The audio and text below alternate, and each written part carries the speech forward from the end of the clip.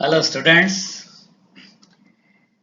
હવે આપણે chapter number 3 start કરીએ છીએ. આપણા ફિઝિક્સના સિલેબસનું સૌથી મોસ્ટ ઇમ્પોર્ટન્ટ ચેપ્ટર કહી શકાય. ચેપ્ટર 1 અને ચેપ્ટર 2 એ બંને સ્થિત વિદ્યુત શાસ્ત્રના ચેપ્ટર્સ છે.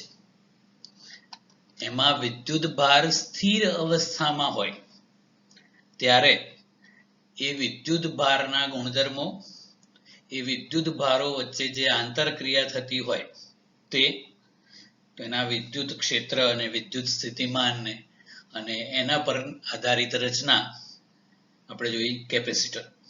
તો એ બધું સ્થિત વિદ્યુત શાસ્ત્રમાં આવે. એમાં વિદ્યુત ભાર સ્થિર હોય એટલે કે એને બહારથી કોઈ ઉર્જા આપવામાં ન આવતી હોય એવી. હવે વિદ્યુત ભારને બહારથી ઉર્જા આપવામાં આવે તો એ વિદ્યુત ભાર ગતિ કરવા લાગે છે, અને એવો ગતિમાન વિદ્યુત ભાર હોય એ વિદ્યુત પ્રવાહનું નિર્માણ કરે છે. ચેપ્ટરના ટાઇટલ પરથી એવું લાગે કે ઊંધું લખ્યું છે, પ્રવાહ વિદ્યુત. વાસ્તવમાં પ્રવાહ વિદ્યુત એ શાખાનું નામ છે અને વિદ્યુત પ્રવાહ એ એમાંની એક રાશિનું નામ છે. તો પહેલા આપણે પ્રવાહ વિદ્યુત શાસ્ત્રની થોડી જાણકારી કરીએ. સ્થિત વિદ્યુત શાસ્ત્રની આઈડિયા આપણને છે જ. તો આપણે એ વિદ્યુત ભારો સતત ગતિ કરતા હોય એવું ઉદાહરણ લઈએ. ધારો કે આવી કોઈ ટોર્ચ હોય તો ટોર્ચની મદદથી આપણે એ વિદ્યુત ભારોને એકધારી ઉર્જા સતત આપતા રહેતા હોઈએ છીએ બેટરી મારફતે. એની અંદર જે સેલ હોય એ સેલના કારણે એ અંદરના વિદ્યુત ભારોને સતત ઉર્જા મળતી જાય અને એના કારણે વિદ્યુત ભારો ગતિ કરે એટલે વિદ્યુત પ્રવાહ રચાય અને પછી એ વિદ્યુત ઉર્જા છે એનું બલ્બ દ્વારા પ્રકાશ ઉર્જામાં રૂપાંતર થતું હોય. સેમ વસ્તુ અહીંયા બારની રીતે બતાવ્યું છે કે આ સેલ છે, સુવાહક તાર મારફતે એને બલ્બ સાથે જોડી દીધું છે અને આ રીતે પરિપથ પૂર્ણ કરવો જરૂરી છે. પરિપથ પૂર્ણ ના હોય તો વિદ્યુત પ્રવાહનું વહન ન થાય. તો જ્યારે આપણે આવા વિદ્યુત કોષ, આપણે જેને સેલ કહીએ છીએ, એ ઇલેક્ટ્રિક સેલને આવા લેમ્પ સાથે જોડીએ ત્યારે વિદ્યુત ભારો આ સેલમાંથી જે રાસાયણિક ઉર્જા સ્વરૂપે ઉર્જાનો સંગ્રહ થયેલો હોય એમાંથી ઉર્જા મેળવે છે અને વાહકની અંદર, એટલે આ ધાતુનો તાર હોય એમાં ઇલેક્ટ્રોન્સ છે એ ઋણથી ધન તરફ ગતિ કરવા લાગે છે. તો એ સેલમાંથી ઇલેક્ટ્રોન્સ ઉર્જા મેળવે, આ વાહકમાંથી પસાર થાય, બલ્બમાં જઈને એ વિદ્યુત ઉર્જા ખર્ચી નાખે, એનું પ્રકાશ ઉર્જામાં અને ઉષ્મા ઉર્જામાં રૂપાંતર થાય, પાછા આવે, ઉર્જા ખતમ, ફરી પાછી સેલમાંથી ઉર્જા મેળવે, આવું સતત ચાલ્યા કરે. તો આ રીતે સતત પ્રવાહનું નિર્માણ થતું રહે. આ જ વસ્તુ કુદરતમાં બનતી હોય એવી વાત કરીએ તો જે વીજળી થતી હોય છે એમાં પણ આ જ ઘટના બને છે, પણ એ ક્ષણિક હોય. તો વીજળી થાય એ વખતે શું થાય છે કે વાદળો અને જમીન એ બંને વચ્ચે મોટા વિદ્યુત સ્થિતિમાનના તફાવતને લીધે આકાશમાંથી જે વિદ્યુત ભારો હોય એ ઉર્જા મેળવીને જમીન સુધી આવતા હોય છે. તો એ આકાશી વીજળી છે એ ક્ષણિક પ્રવાહ રચે એવું કહેવાય. આમાં સતત પ્રવાહ મળતો હોય છે. ઓકે,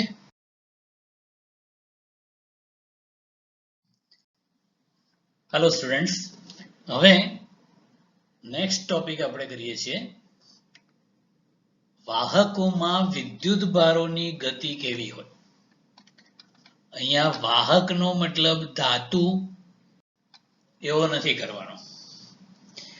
વાહકમાં ધાતુ હોઈ શકે, વિદ્યુત દ્રાવણો પણ હોઈ શકે, આયનીકરણ પામેલો વાયુ પણ હોઈ શકે. એટલે આપણે વ્યાપક સંદર્ભમાં વાત કરીએ છીએ. વિદ્યુત પ્રવાહ રચવા માટે વિદ્યુત ભારોની ગતિ જરૂરી છે. તો જે પદાર્થમાં મુક્ત વિદ્યુત ભારો હાજર હોય એને વાહક કહેવાય.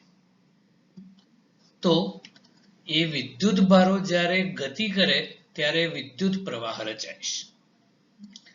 વિદ્યુત પ્રવાહ એટલે વિદ્યુત ભારોની ગતિ.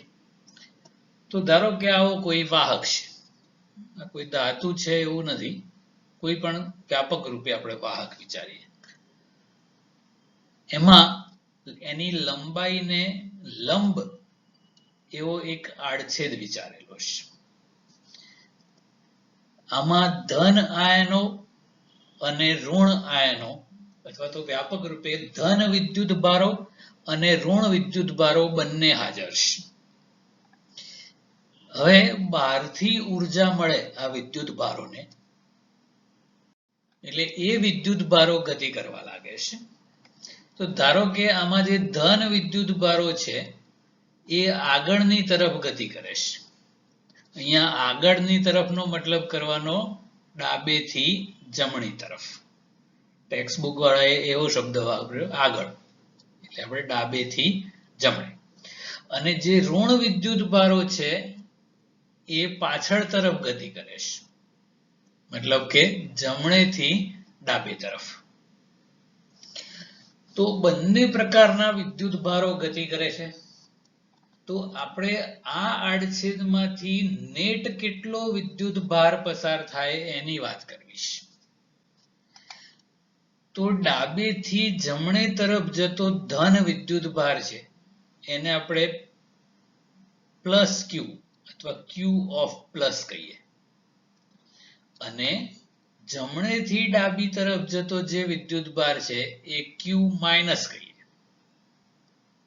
બંને પરસ્પર વિરુદ્ધ દિશામાં ગતિ કરે છે એટલે આ આડછેદમાંથી પસાર થતો નેટ વિદ્યુત ભાર એટલે પરિણામી વિદ્યુત ભાર અથવા ચોખ્ખો વિદ્યુત ભાર. ચોખ્ખો એટલે નહાયેલો એવું નહીં, વધારે જે બાજુ હોય એમાંથી ઓછા વાળો બાદ કરો તે. તો અહીંયા આપણે સગવડતા ખાતર જુઓ ધન વધારે લીધા છે અને ઋણ ઓછા છે.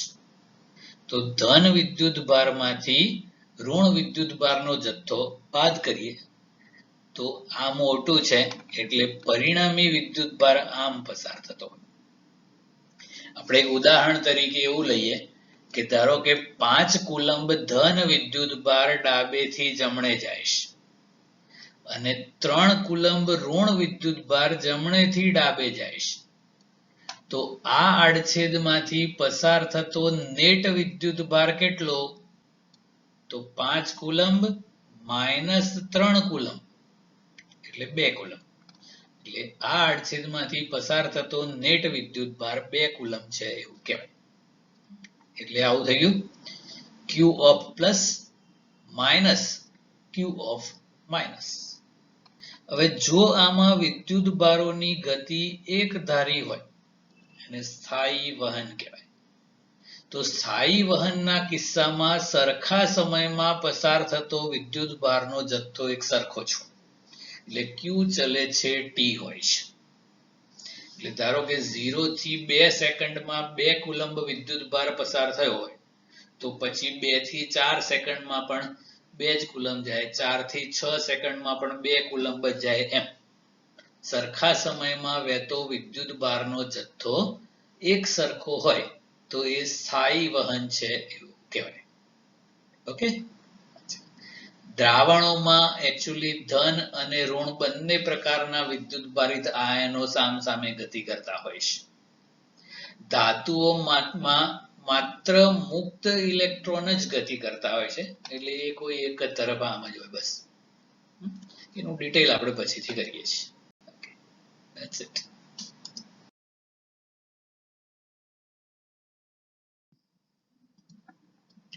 વિદ્યુત પ્રવાહની વ્યાખ્યા આપણે કરવાની છે હવે.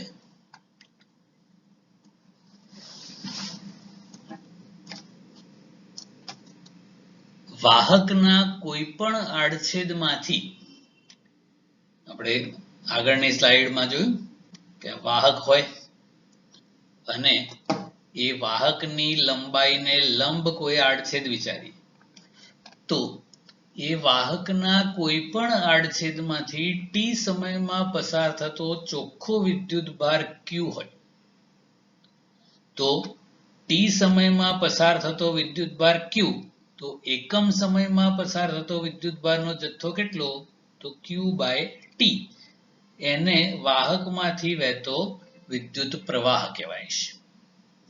પણ આવું આપણે ક્યારે લઈ શકીએ જ્યારે એક ધારો એટલે સ્થાયી પ્રવાહ વહેતો હોય ત્યારે જ. પ્રોપર વ્યાખ્યા કરવી હોય તો વિદ્યુતભારોની ગતિની દિશાને લંબ, વિદ્યુતભારો આમ ગતિ કરતા હોય એને લંબ એવા વાહકના કોઈ આડછેદમાંથી એકમ સમયમાં પસાર થતા વિદ્યુતભારના જથ્થાને વિદ્યુત પ્રવાહ I કહેવાય છે. વાહકના કોઈ પણ આડછેદમાંથી એકમ સમયમાં પસાર થતો વિદ્યુતભારનો જથ્થો એને વિદ્યુત પ્રવાહ કહેવાય છે. પણ આ વ્યાખ્યા તો જ સાચી ગણાય જો સ્થાયી વહન થતું એટલે કે સરખા સમયમાં સરખો વિદ્યુતભાર પસાર થતો હોય તો જ.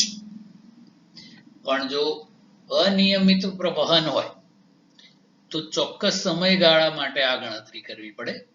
તો ધારો કે ટી અને ટી પ્લસ ડેલ્ટા ટી સમયો છે તો એ બે વચ્ચેનો સમયગાળો ડેલ્ટા ટી થયો. તો એ ડેલ્ટા ટી સમયગાળામાં વાહકના કોઈ પણ આડછેદમાંથી પસાર થતો વિદ્યુતભારનો જથ્થો ધારો કે ડેલ્ટા Q હોય. ડેલ્ટા ટી સમયમાં ડેલ્ટા Q વિદ્યુતભાર પસાર થાય તો એકમ સમયમાં કેટલો થાય તો delta Q upon delta T. તો આ રીતે જે પ્રવાહ મળ્યો એ ડેલ્ટા ટી સમયમાં વાહકમાંથી વહેતો સરેરાશ વિદ્યુત પ્રવાહ કહેવાય છે, એવરેજ કરંટ. તો આ તો ડેલ્ટા ટી સમયગાળા દરમિયાન થયો. જે તે સમયનો આપણે તત્કાલીન પ્રવાહ શોધવો હોય, ટી ક્ષણનો પ્રવાહ એટલે તત્કાલીન પ્રવાહ, તો આનું ડેલ્ટા ટી ટેન્ડ્સ ટુ 0 ઉપર લિમિટ લેવાની.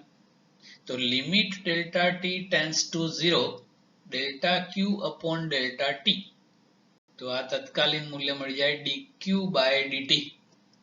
તો આ જે મળ્યું એ તત્કાલીન પ્રવાહ કહેવાય.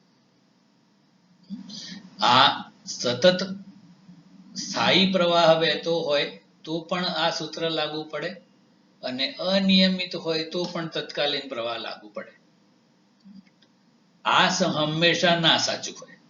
આ સૂત્ર I = Q/T છે માત્ર સ્થાયી વહન માટે છે, આ દરેક માટે છે. એટલે આપણે હંમેશા પ્રવાહ માટે આ જ સૂત્ર વાપરવાનું છે. ઓકે, હવે એના એકમની વાત કરીએ. તો વિદ્યુત પ્રવાહનો SI એકમ કરવો હોય એમ્પિયર કહેવાય છે. સંજ્ઞાત્મક રીતે કેપિટલ A વડે દર્શાવાય છે. આ સૂત્ર પરથી કરીએ તો વિદ્યુત ભારનો એકમ ભાગ્યા સમયનો એકમ. વિદ્યુત ભારનો એકમ કુલમ્બ, સમયનો એકમ સેકન્ડ એટલે કુલમ્બ પર સેકન્ડ. સંજ્ઞાત્મક રીતે લખવું હોય તો કુલમ્બનો કેપિટલ C અને સમયના સેકન્ડનો સ્મોલ s. કુલમ્બ પર સેકન્ડ. આને ટૂંકમાં એમ્પિયર કહેવાય છે. જેવી રીતે યંત્રશાસ્ત્રના પિતા ન્યૂટન ગણાય છે એવું વિદ્યુત શાસ્ત્રના પિતા એમ્પિયર કહેવાય છે. એટલે એમના માનમાં વિદ્યુત પ્રવાહના એકમને એમ્પિયર કહેવાનું છે. લખવાનું કેપિટલ A, વાંચવાનું એમ્પિયર. એનું પારિમાણિક સૂત્ર કરીએ તો વિદ્યુત ભાર સ્વરૂપે લખીએ તો દળ અને લંબાઈ તો છે જ નહીં એટલે m0L0. સમય છેદમાં છે એટલે T-1 અને વિદ્યુત ભાર અંશમાં છે એટલે Q1. પ્રવાહ સ્વરૂપે લખવું હોય તો M0L0T0 પ્રવાહ માટે A વપરાય છે એટલે A1. ઓકે, હવે આપણે વિદ્યુત પ્રવાહની વ્યાખ્યા કરીએ. હવે એના એકમ એમ્પિયરની વ્યાખ્યા કરવી છે કે 1 એમ્પિયર એટલે કેટલો પ્રવાહ. તો એમ્પિયરની વ્યાખ્યા કરવી હોય તો આ 1 એમ્પિયર કરવું હોય તો આ 1 કુલમ્બ લેવાનું ને આ 1 સેકન્ડ, બધું 1 1 1. તો કોઈ વાહકના કોઈ આડછેદમાંથી લંબરૂપે 1 સેકન્ડમાં પસાર થતો વિદ્યુતભારનો જથ્થો 1 કુલમ્બ હોય તો તે વાહકમાંથી પસાર થતો વિદ્યુત પ્રવાહ 1 એમ્પિયર છે એમ કેમ. 1 સેકન્ડમાં 1 કુલમ્બ વિદ્યુતભાર પસાર થાય તો પસાર થતો પ્રવાહ 1 એમ્પિયર કહેવાય. હવે આ એમ્પિયર પ્રમાણમાં મોટો એકમ છે. આપણે કુલમ્બની વાત કરી, કુલમ્બ પણ વિદ્યુતભારનો જથ્થો છે એનો બહુ મોટો એકમ છે. એટલે એમ્પિયર પણ મોટો એકમ છે.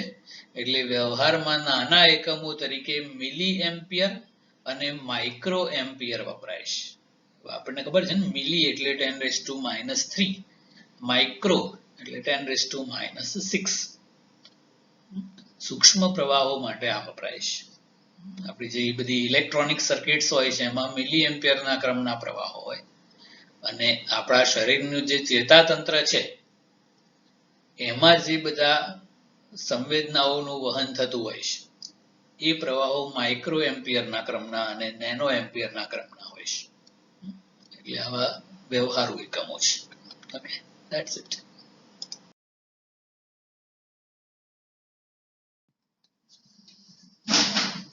હવે એક બહુ સરસ સમજવા લાયક ટોપિક, સુવાહકોમાં વિદ્યુત વહન કેવી રીતે થાય એ સમજાવવાનું છે. સુવાહક તરીકે ધાતુ પણ હોઈ શકે અને અન્ય ઘન પદાર્થો પણ હોઈ શકે. આપણે દરેકની વાત કરવાની છે. તો કોઈ પણ પદાર્થ હોય એ અણુ અથવા પરમાણુઓનો બનેલો હોય.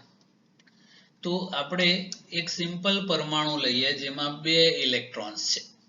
એ આ રીતે ન્યુક્લિયસની આસપાસ ફરતા હોય. આપણને ખબર છે આવું 2 ઇલેક્ટ્રોન વાળું હોય એ હિલિયમ હોય અને એ વિદ્યુતનો અવાહક છે. કોઈ પણ પદાર્થ વિદ્યુત વહન કરશે કે નહીં એનો આધાર એમાં મુક્ત વિદ્યુતભારોની હાજરી છે કે નહીં એની પર છે.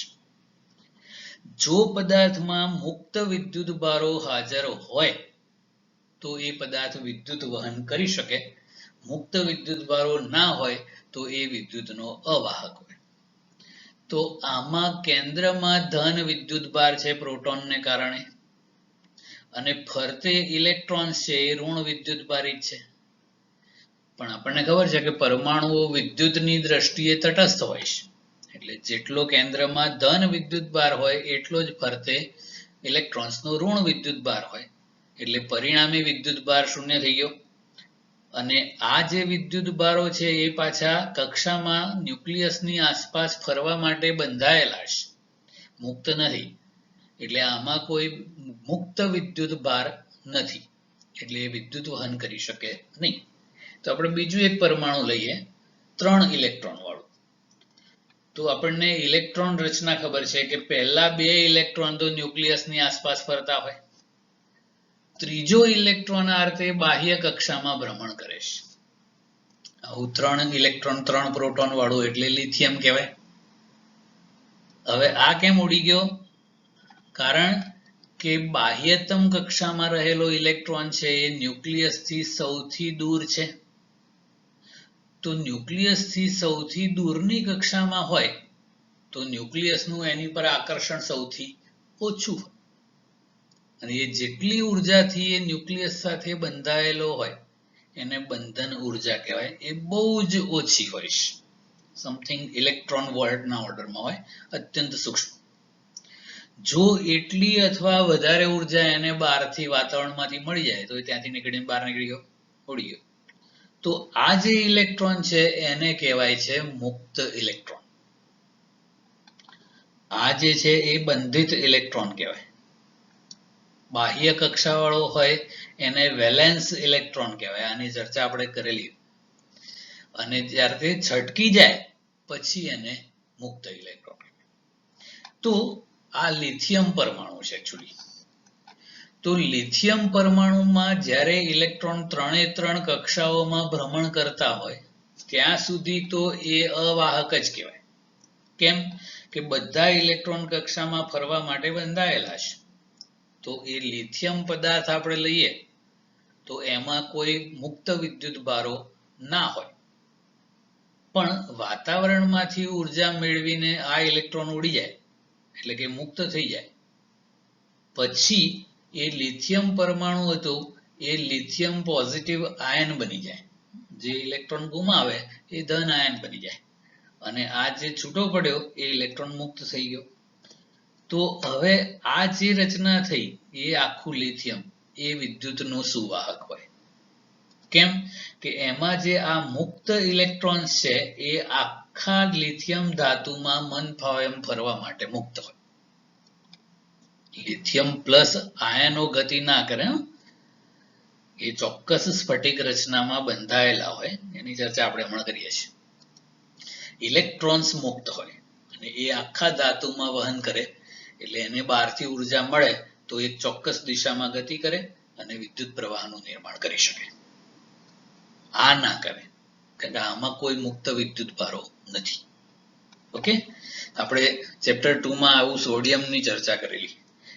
સોડિયમનો પરમાણુ ક્રમાંક 11 છે, તો 1s2 2s2 2p6, તો એ 10 ઇલેક્ટ્રોન આ રીતે કક્ષાઓમાં ભ્રમણ કરવા માટે બંધાયેલા હોય. 2 પહેલી કક્ષામાં હોય અને 8 બીજી કક્ષામાં હોય, એટલે 10 ઇલેક્ટ્રોન તો ફરતે ફરવા માટે બંધાયેલા છે.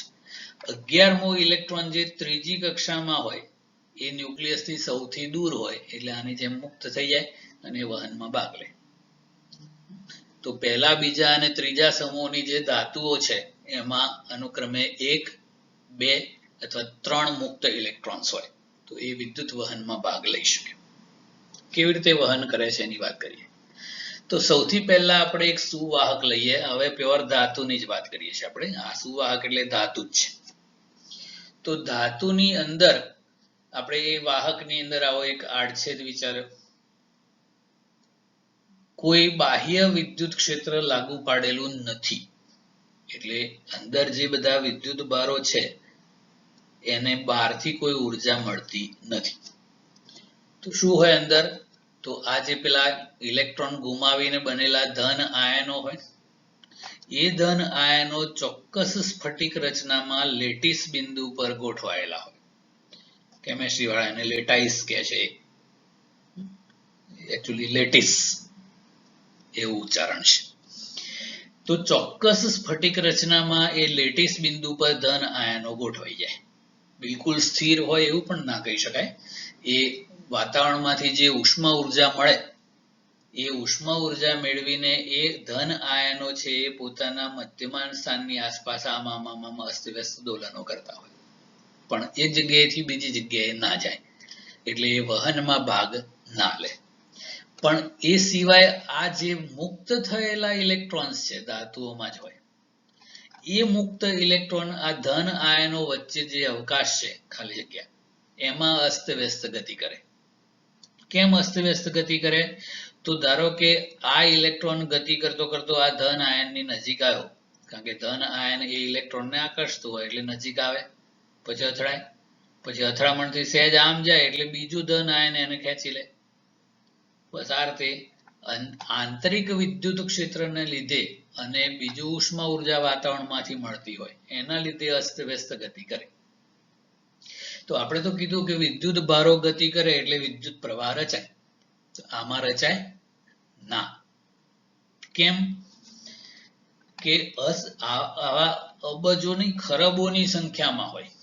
1 મોલમાં 1023 ના ઓર્ડરમાં પરમાણુ હોય તો એની અંદર 1023 ના ઓર્ડરમાં પરમાણુ હોય. એક પરમાણુ 1 ઇલેક્ટ્રોન મુક્ત કરે તો એ 1023 ઇલેક્ટ્રોન્સ થાય એટલે ખતરનાક મોટી સંખ્યા થઈ. 1023 તો એકડા પાછળ 23 મીંડા કરો ને એટલું બધું થાય એટલે બહુ મોટી સંખ્યા છે. તો એટલા બધા મુક્ત ઇલેક્ટ્રોન્સ હોય એ બધા અસ્તવ્યસ્ત ગતિ કરતા હોય. તો અસ્તવ્યસ્ત ગતિ કરતા હોય તો જેટલા ડાબેથી જમણે જતા હોય એટલા જ જમણેથી ડાબે જતા હોય, જેટલા આમ જતા હોય એટલા આમે જાય, આમ જતા હોય એટલા આમે જાય. તો આપણે જે પેલો નેટ વિદ્યુત ભાર ગણ્યો તો ક્યુ ઓફ માઇનસ વત્તા q of plus minus q of minus, તો અહીંયા બધા માઇનસ માઇનસ વાળાનું જ કરવાનું છે. આ બધા રેડ ટપકા છે એ બધા ઇલેક્ટ્રોન્સ છે. તો આમથી આમ જતા ઇલેક્ટ્રોન અને આમથી આમ જતા ઇલેક્ટ્રોનની સંખ્યા સરખી હોય તો આ બાજુ જેટલો વિદ્યુત ભાર ગતિ કરીને આમ જાય એટલો આમે જાય. તો આ આડછેદમાંથી પસાર થતો નેટ વિદ્યુત ભાર 0 થઈ ગયો. તો I equal to Q by T, પણ Q ઇક્વલ ટુ તો 0 છે, તો 0 અપોન T એટલે 0. તો કોઈ પ્રવાહ રચાય નહીં. એટલે આપણે ધાતુનો ટુકડો એમને મૂકી રાખ્યો હોય તો એ સુવાહક તો કહેવાય જ. એમાં વિદ્યુત ભારો હોય, હા. કયા? ધન આયનો જે સ્ફટિક રચનામાં ગોઠવાયેલા છે. મુક્ત ઇલેક્ટ્રોન્સ જે આખી ધાતુમાં અસ્તવ્યસ્ત ગતિ કરે છે. તો ગતિ કરે છે તો પ્રવાહ રચાય ના. કેમ? તો વાહકના કોઈ પણ આડછેદમાંથી પસાર થતો ચોખ્ખો નેટ પરિણામી વિદ્યુત ભાર 0 છે, કારણ કે જેટલા આમ જાય છે એટલા આમે જાય છે. એટલે ખરેખર કોઈ પ્રવાહ રચાય નહીં. વિદ્યુત ભારો કોઈ એક ચોક્કસ દિશામાં ગતિ કરે તો જ પ્રવાહ રચાય. અને એવું ચોક્કસ દિશામાં ગતિ ક્યારે કરે? જ્યારે એને બહારથી ઉર્જા આપવામાં આવે ત્યારે. તો બહારથી ઉર્જા કેવી રીતે અપાય એની વાત આવે. તો આવો એક સુવાહક છે. આ લંબાઈને લંબ એવો એક આડછેદ છે. એની અંદર મુક્ત ઇલેક્ટ્રોન્સ અસ્તવ્યસ્ત ગતિ કરતા હોય. ધન આયનો પણ ચોક્કસ સ્ફટિક રચનામાં ગોઠવાયેલા છે. હવે બાહ્ય વિદ્યુત ક્ષેત્રની હાજરીમાં શું થાય એ કરવું છે. તો બાહ્ય વિદ્યુત ક્ષેત્ર આપણે લાગુ પાડવું પડે. તો એના માટે આપણે ડાબી બાજુએ એક ધન વિદ્યુત ભારિત પ્લેટ અને જમણી બાજુએ એક ઋણ વિદ્યુત ભારિત પ્લેટ લગાડી દઈએ. તો વિદ્યુત ક્ષેત્ર, બાહ્ય વિદ્યુત ક્ષેત્ર આ રીતે ધનથી ઋણ લાગુ પડશે. તો એ બાહ્ય વિદ્યુત ક્ષેત્ર છે એ ધન આયનો અને મુક્ત ઇલેક્ટ્રોન્સ ઉપર બળ લગાડશે. પણ ધન આયનો તો ખસે એમ નથી, પણ મુક્ત ઇલેક્ટ્રોન ખસે એવા છે. તો મુક્ત ઇલેક્ટ્રોન તો ઋણ છે એટલે એની પર વિદ્યુત ક્ષેત્રની વિરુદ્ધ દિશામાં આમ બળ લાગે. એટલે આ આકૃતિમાં આ આકૃતિમાં થોડોક ફરક છે. જુઓ, આમાં બધા ઇલેક્ટ્રોન આમાં અસ્તવ્યસ્ત ગતિ કરતા હતા, એટલે જેટલા આમ જતા હતા ને એટલા આમે જતા હતા.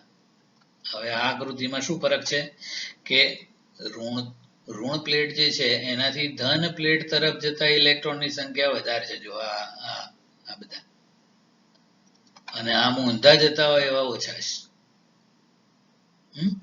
તો હવે શું થશે કે આ આડછેદમાંથી ચોખ્ખો ઋણ વિદ્યુત ભાર આમ પસાર થશે.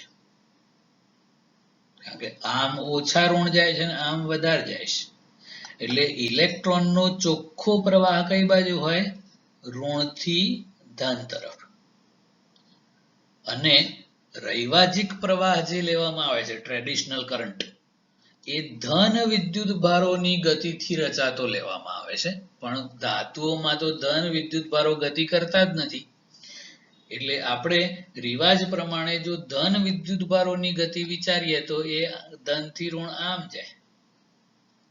ઇલેક્ટ્રોનનો પ્રવાહ ઋણથી ધન હોય અને રૈવાજિક પ્રવાહ ધનથી ઋણ હોય છે.